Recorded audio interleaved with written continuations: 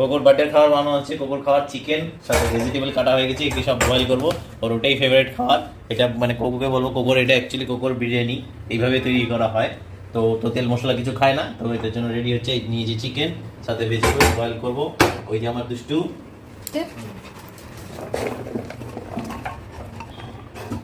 তো 2 চামচ হলুদ, চিনি,